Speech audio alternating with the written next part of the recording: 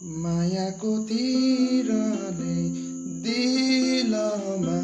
खोपिदेऊ मलाई कहिल्यै नमेटिने बमकी झै छोपिदेऊ मलाई कविता लेख्ने आधा बेलामा सोध्छौ सधैँ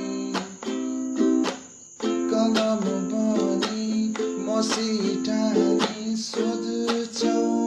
सधैँ मायाको तिरले